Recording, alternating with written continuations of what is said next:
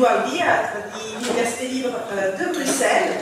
And in his presentation, he will mention and study the case of Belgium.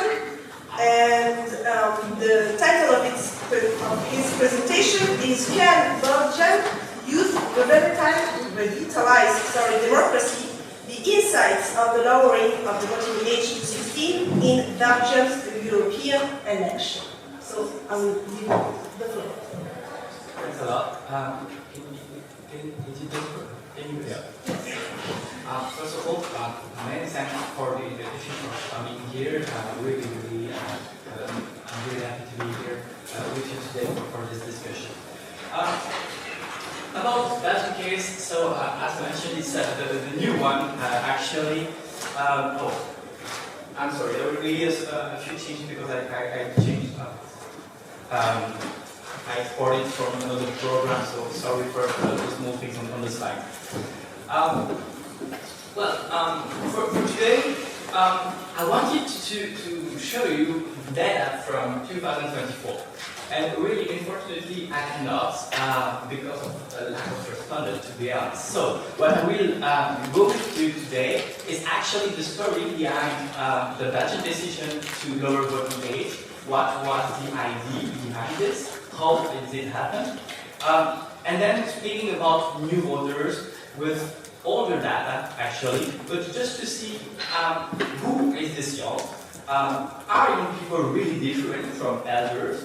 And are they a homogeneous group? Because we always talk about young people, but actually we see they are quite heterogeneous. From this, I will go in the debate, lowering to 16, is it a good idea? And point out some blind spots for the Belgian case for research. Alright, so the story. The lowering of voting age in Belgium did not appear because young people asked for it. There was no demonstration of young people asking for lowering voting age. Actually, it's a political initiative. And in 2020, we had finally a government in Belgium. It took more than 1 year and a half for that. In France, you learned this summer, but you can see it can be much longer. But the majority of 7 different parties were in the government, and in this government there was an agreement, and the agreement want to reinforce the trust of citizens toward politics, and one of the measures is the lowering of the voting age for the European election. With one system is that the registration will be optional for 16 and 17 years old, but mandatory once they are registered. It's only about the European election. And actually, the same day of the European election, we have federal election, we have regional elections. So why? Actually, it's low risk taking. European elections are the ones with the biggest consequences, and actually the number of 16 and 17 years old voters won't make that much changes in terms of electoral outcome. So there's not a lot of risk taking. And obviously in government with 7 parties is a compromise. Some would be glad to go further, but others were against. So the decision to lower to 16 only for this election. But things were not so straightforward, so this law is from 2022, but in 2023 a citizen went to the Constitutional Court, and the Constitutional Court cancelled part of the law in saying that having a registration process isn't fair towards the other voters. And so cancelled. So from that point, you should not register anymore if you are 16 or 17. You can directly vote.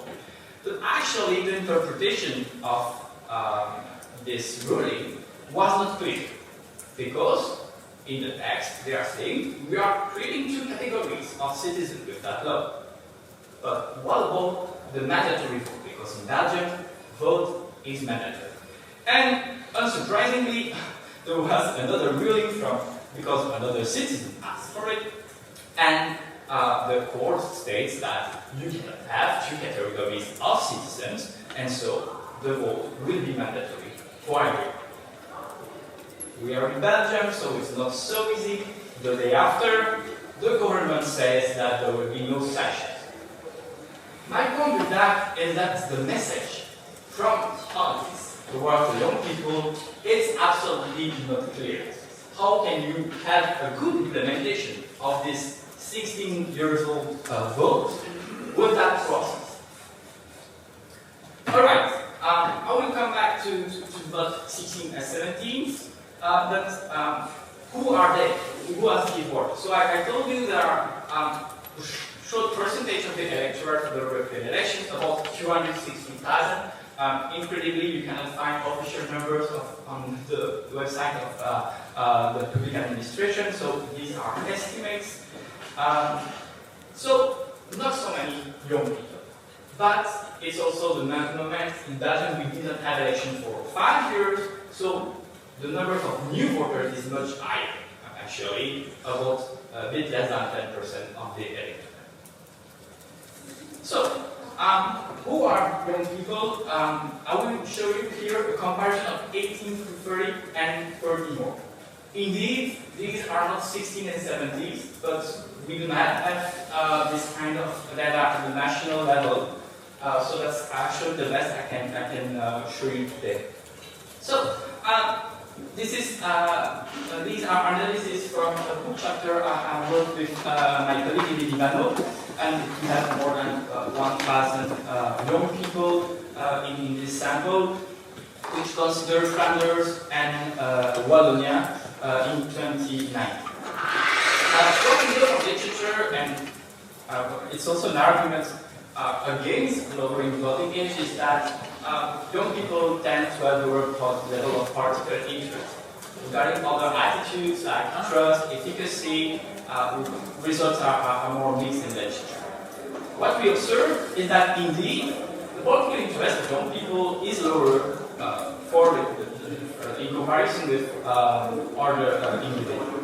But if we look to other attitudes, the satisfaction with democracy, level of trust over politics, efficacy scale, they have higher levels than other individuals. They have lower citizenship. So the picture is not we have really disinterest, or at least here disinterest young people. It's not the case. We have more medium levels, lower than other individuals, but still we are far from a complete disinterest. If we look to preferences, literature shows that young people are more toward the left, they are less conservative, more positive toward immigration, they are more concerned about climate change, and less into institutional politics and more into non-institutional politics. And that's things we observe.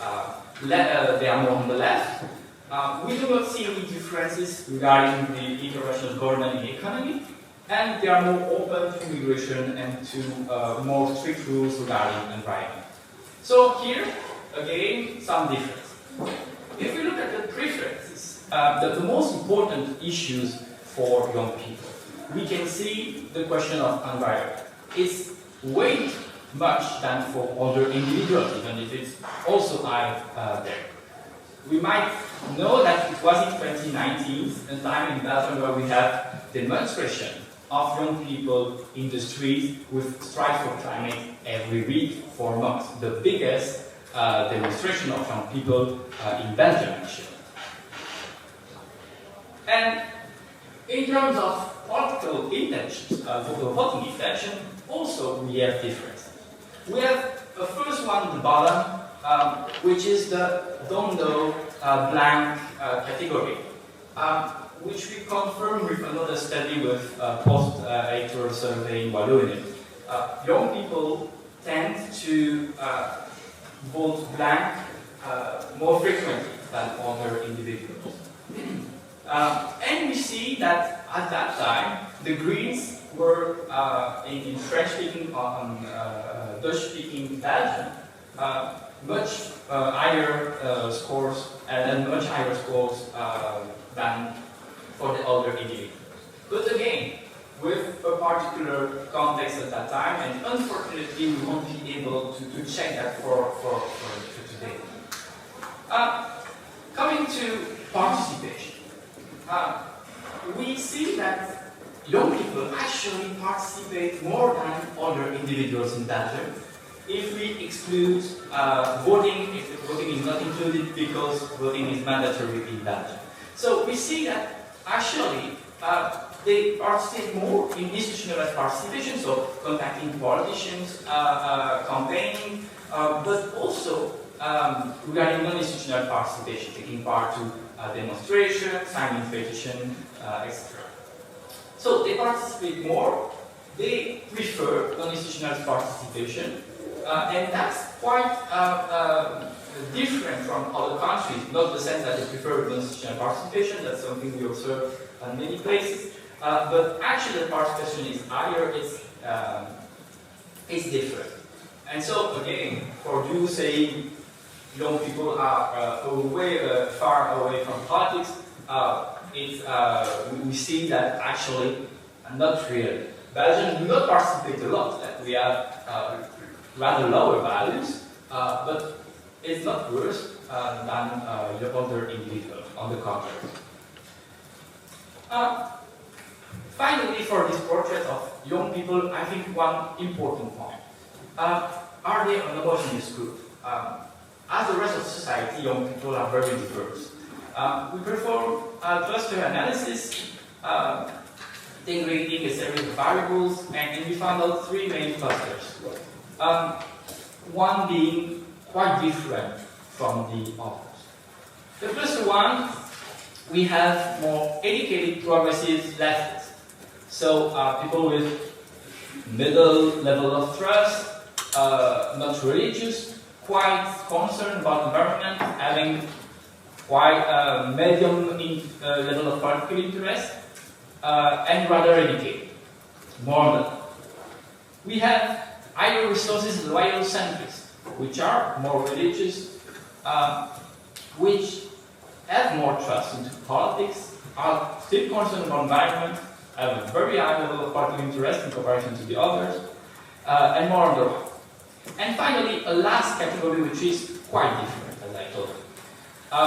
More alienated individuals with very low level of political trust, very low concern about environment, low level of political interest, low satisfaction with income, less educated, more on the right, and more urban. And we are talking about half, a quarter of the population here. So we have, when we speak about young people, we have actually very different realities behind this group. And one of this subgroup is much much far away from politics and the others. And regarding participation, we have the same pattern. And again, this cluster 3 is the one which is taking part less in institutionalized and non-institutionalized politics. Yeah, actually, these are numbers for 18 to 30, and we are speaking here about voting to 16, I know. So what can we say regarding this difference in terms of non-homogeneous young people? Well, actually, in Belgium, we have a starting of the students at school very early. And so what we can observe is actually really high differences of political attitudes, but also a lot of other characteristics as participation between categories of young people. And particularly those that are in vocational studies report much less political interest than those in general terms. So, if we come back to this debate of lowering the voting age, as it was already mentioned earlier by Jan, there is this paper, very known, and which points out the lack of maturity of young people, saying they have insufficient political knowledge and insufficient interest. And we saw that, well, rather that young people have levels of political interest, but we do not find a complete disinterest. And actually, we have higher level of participation. Second question, is that lower level of interest not the product of the educational system where young people are taking part in? So, is not the problem the lack of citizenship education here that produces lower level of interest and of political knowledge? And actually, another criticism about saying lower level of political interest is that maybe the meaning for young people of politics might be different. So the way we ask the question in the survey also matters here, and we need to think when we say lower level of political interest for young people, it might also be understood differently from. So, is it then an opportunity here to boost engagement and correct inequalities? And as we saw, there are more and more positive outcomes that we can find in literature. And one point I would like to underline is that actually lowering is seen as one big advantage. Actually, political attitude as political interest, for example, are malleable. You can change them when individuals are young, but they tend to stabilize in time around young adulthood. Then, what happens before 18 years old matters more. The effect may be less, that we hope to see that in the long-term study, the impact study of this kind of measure. But actually, we know that political interest and other attitudes tend to stabilize. And these attitudes matter. Why? Because they are key determinants of participation. So, if we can stabilize high level of political attitude, interest, for example, at younger age, we are more likely to have individuals that take part more actively in the political life of the country. So, again, the best benefit of the learning effect at this voting age. So, the idea of having this long-term habit. And school, indeed, have a strategic key role here. My PhD dissertation was about testing the impact of citizenship education on young people. And there we can actually see we can correct inequalities in addition to increase the level of political interest, trust, or efficacy if implemented correctly. And so, what about the Belgian case in this story? Well, first, I think that's kind of a missed opportunity. Why? Because we had a very low level of information for you. As I told you earlier, the process of lowering the age was absolutely not straightforward. There was not a law and then one rule very easy to understand for everyone. And actually, it took time to schools to do something, because actually there is no systematic citizenship education in school, and that's a main point. The really good advantage of having a lowering the age is that young people are at school. They are not at somewhere else. You can teach them, and not only giving them information as the mentioned, but also practice democracy inside the school. It's about ending debate and learning how to use these rights. So, the law was absolutely not clear, I think, and the message from the government, neither. When you say it's not mandatory, then it's mandatory, but you won't have any sanction, what is the consideration of the government to the young people? Are they equal citizens of the others when you say that? We know that there is no actual sanction or very low sanction for people that do not vote in Belgium, but still, in terms of political message, I think here is a missed opportunity. There is a limited electoral impact, which is the European election, which is a second order election, the one we go less, even in Belgium, which is very European country actually, but it's the same day that federal and regional election, and I can assure you that we speak much more of these than the European election too in Belgium. So this was what I can tell you about this, because we have some blind spot for research. There is no public evaluation of this new policy, and that's a pity. It would be very interesting to have public data collection on this. And for scientists, it's actually complicated to have data on 16 and 17 years old. First, due to regulation, you need parental authorization, and for surveying, it's quite complicated. And if you have people in marginal panel studies, well, you need, like electoral survey, you need to have sufficient young people and to try to oversample, and that's not always possible. So one thing that recently happened is that Flanders will have a panel study. I don't know if they will have data about the election, certainly, I guess, but it will be only for Flanders. And that's again a pity. Belgium is also quite complicated and diverse. Brussels is not Wallonia and it's not Flanders, and you need ideally data on the three. So what I can tell you is that as a researcher, I strongly believe that lowering 16 years to 16 years old the vote can have a really great effect if done properly.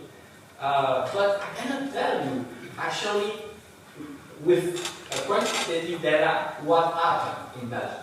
I can just tell you from the fact that I was in contact with youngsters being in schools, that before the day it was mandatory, they did not want to participate.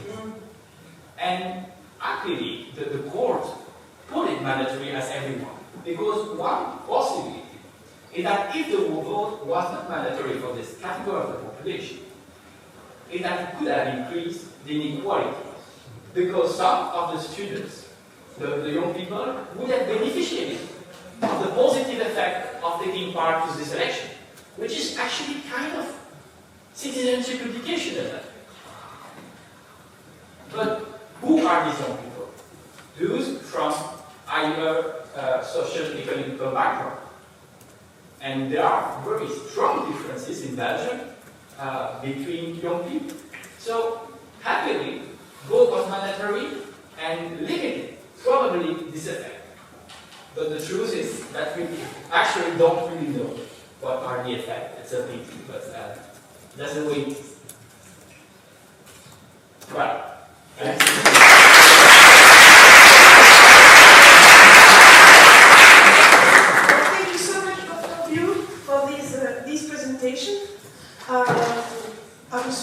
French.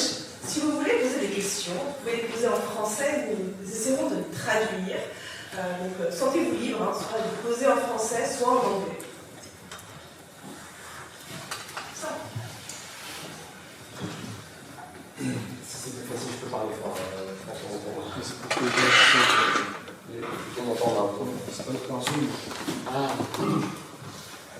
Can you hear me? Okay.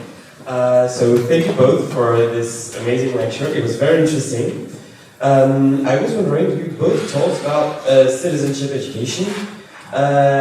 What would you picture like to be as efficient as possible to, well, engage with young people, well, 16 to 17-year-olds, and push them to go vote? Because we kind of have in France a citizenship education in schools, but I don't really feel like it has pushed us as young adults to participate in voting and other, well, electoral participation systems. Thank you very much for the question, and it's also I really enjoyed your presentation, because what it showed, I think there's something that you said that always comes through to me from qualitative work that we do, especially in schools. And that is that term politics is so differently understood by young people. So that's why it's so great that you showed, I really like how you showed this range of ways how we can measure engagement. If we just use that survey question, political interest, right? It's the question, how interested are you in politics, typically? And politics, capital P, politics, is so differently understood often by young people. It's understood as basically, typically, older people in suits or dresses, in, basically institutions far away from me. Whereas they might be super engaged in citizens' initiatives. Even, I found it sometimes amazing, even young people involved in youth political party organizations found that politics was really far away from them. So, why am I saying this in response to your question? Not just because academics always take a detour, but also because this is one of the reasons why good citizenship education engages with it, not just in telling young people, this is how the parliament works. Now, I had citizenship education in Germany, and in Germany, at age 15, I had to memorize the co-decision procedures of the European Union. Now, fun if you're a geek. Otherwise, maybe not the thing that motivates you to go. Now, there's nothing wrong with teaching those things, but you're absolutely right. Learning the co-decision procedure is not going to get you engaged, right?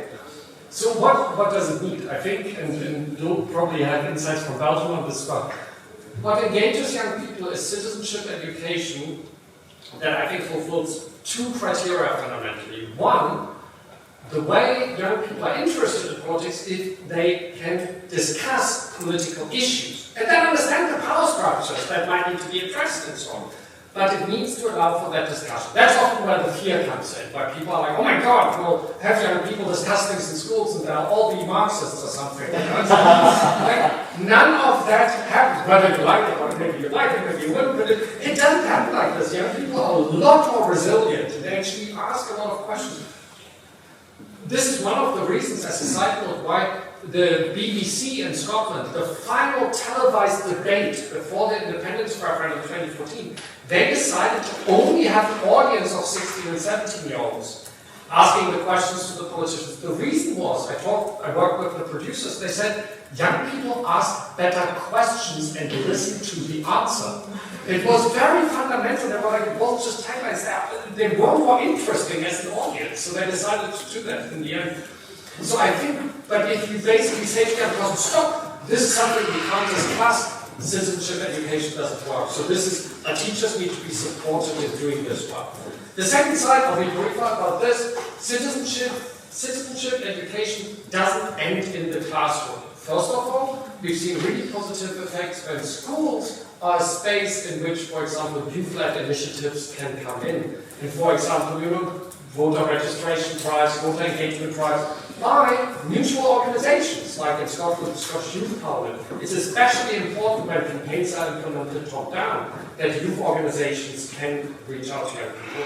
And, that's the final bit, do citizenship education outside the school. A lot of young people learn about processes that have to do with politics through youth clubs, through different organizations and so on. Votes at 16 can enhance that effect, but you need to give those youth organizations the time to do it as well. So then we come back to the implementation question.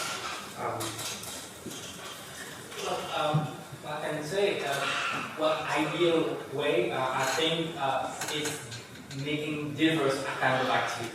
We saw that different types of citizenship education have different impact. So the ideal is first start early as 13 maybe, but at least, because there things happen actually.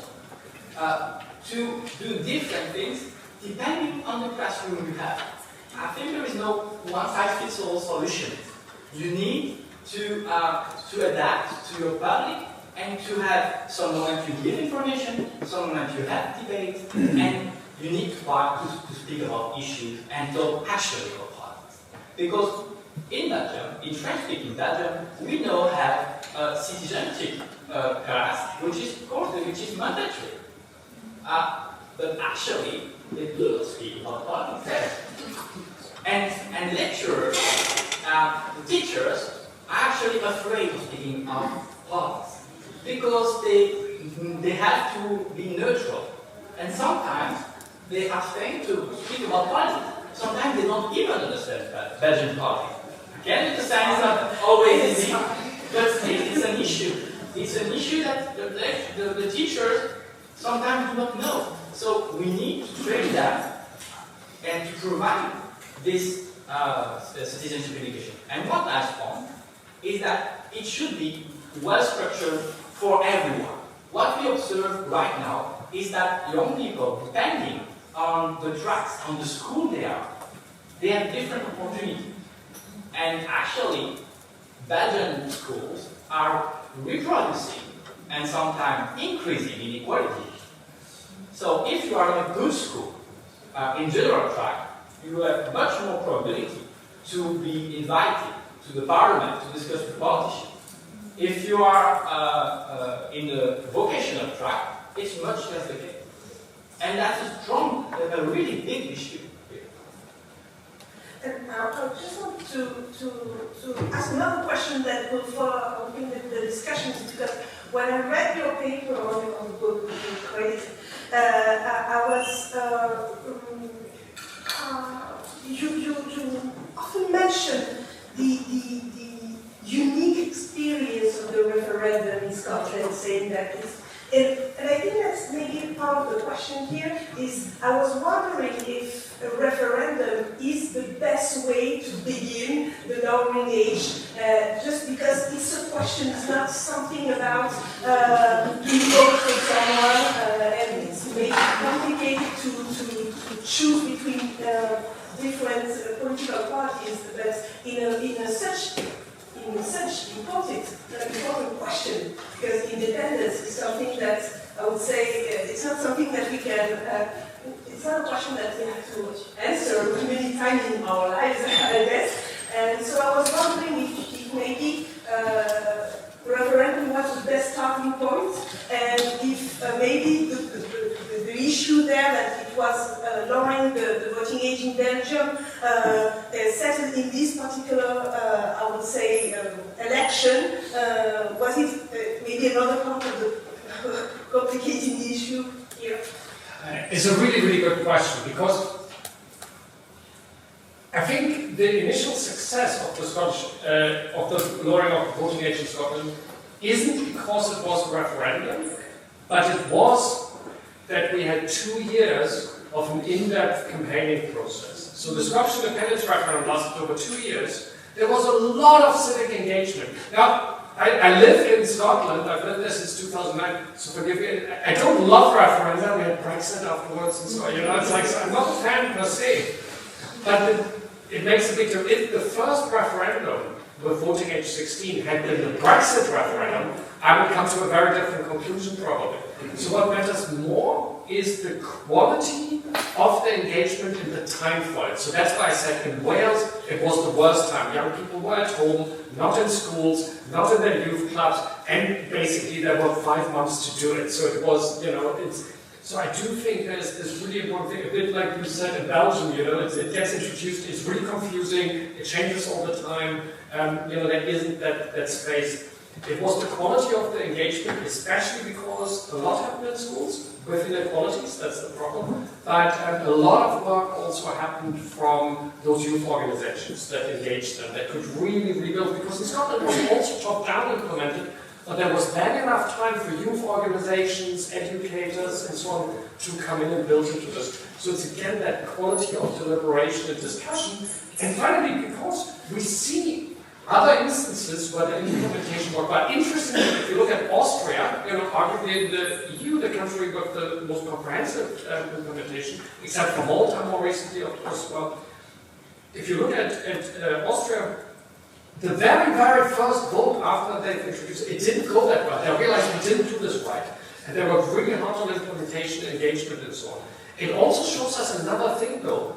Young people, and this is something that matches your findings again, they are really heterogeneous in their views, so that also means they are not fixed on one voting behavior. They can get really excited about an election, but they can get excited about an election if it's around issues.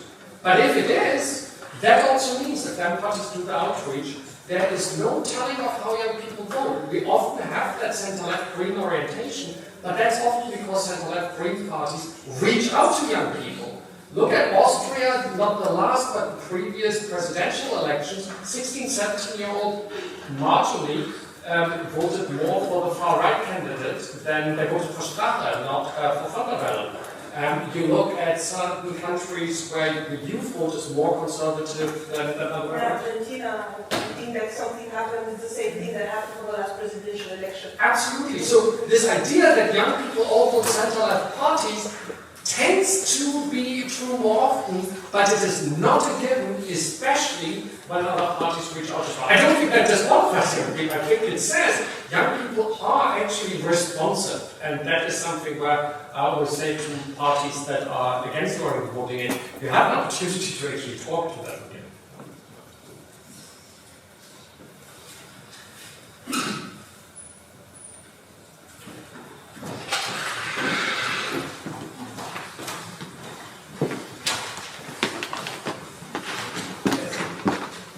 Both of you for the talks. I have a question for Jan.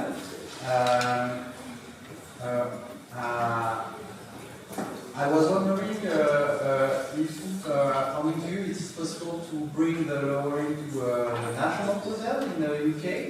And if so, what are the obstacles to overcome?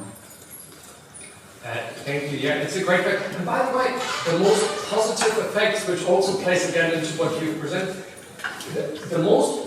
the best way to lower the voting age is for all elections in the country. Because one thing, colleagues Bernd Leininger and Thorsten Fass in Germany have shown this, it comes through some of this, what you've shown this in Scotland. It's really bad experience as a 16-year-old to be told you can vote in this election, and then the next election comes and they're like, not anymore. And the question, why not? And it's like, so it's still a good thing to do it at lower levels, but ideally you do it across the board for that reason. In the UK, not to talk about the politics of it, it was really interesting. After the lowering of the voting age to 16 in Scotland, Labour, Liberal Democrats, then in opposition in Westminster, started being in favour of it, but obviously the Conservatives were in power. Interestingly, however, given the positive experience and the change of the Scottish Conservative Party, several Scottish Conservative members of the UK Parliament were in favour of votes at 16. You had a government minister, Nicky Morgan, who was the culture minister, for example, for a while, who came out in favour of votes at 16. So we suddenly had a momentum where you had several